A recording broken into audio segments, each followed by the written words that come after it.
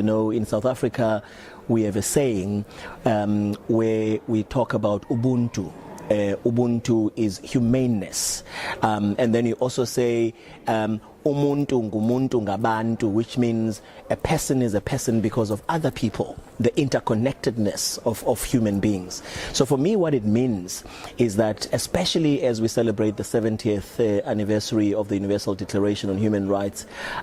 it means a reminder, I guess, because all of us as human beings constantly need to be reminded of the important things in our lives, even though we may know they're important, but you know, constant reminders are very good. It means that we need to find a way of digging deeper, because contrary to us understanding the importance, there's a lot of things that happen, behaviors that are completely unacceptable that people, companies, countries display. And so this for me means we have a very good reminder now to get back to the basics and try and do things right.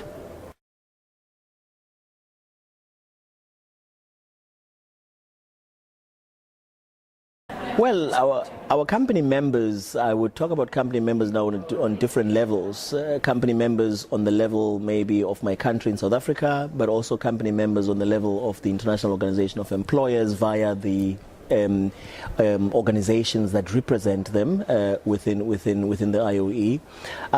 The body of work of human rights has been getting a lot of prominence, especially in the last, I would say, 8 to 10 years or so, with the advent of the UNGPs, of the United Nations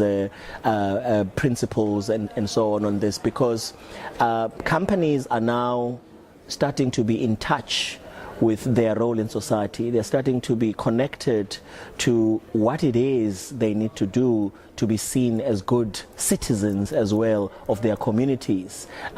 or broader the countries that they're in. And we're finding in South Africa at the moment that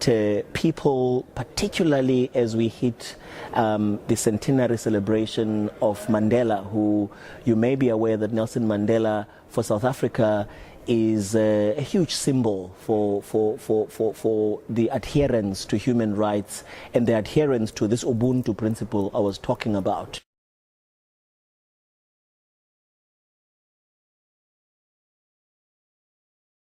Our companies and our country at the moment is looking at how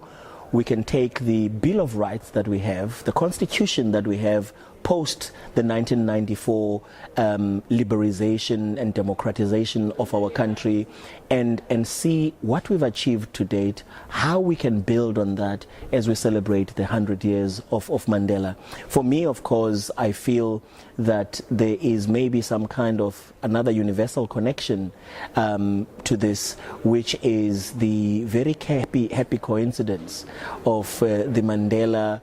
centenary celebration with the ILO's centenary celebration as well. You know, whilst it's not strictly speaking, of course, the ILO about human rights, but I think the common denominator is the dignity of people, is making sure that people are okay. And so countries, and my country being no exception,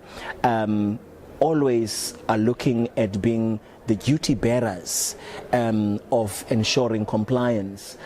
with human rights, whether it's on the level of the country, whether it's on the level of treaties globally. And in South Africa, we continue, I think, to be aware of the high responsibility we have in the world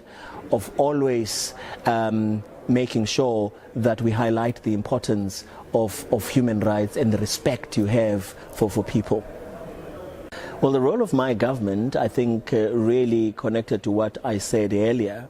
is to ensure compliance with laws. You must be aware, of course, that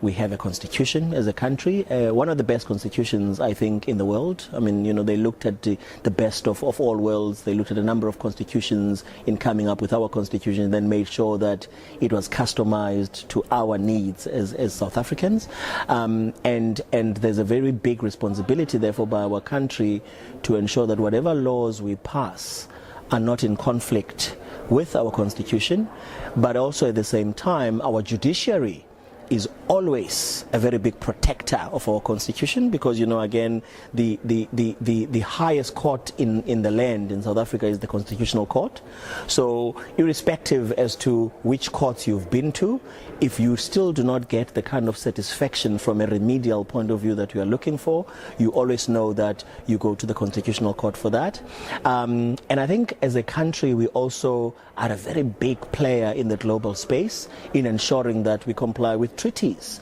that are there in this regard.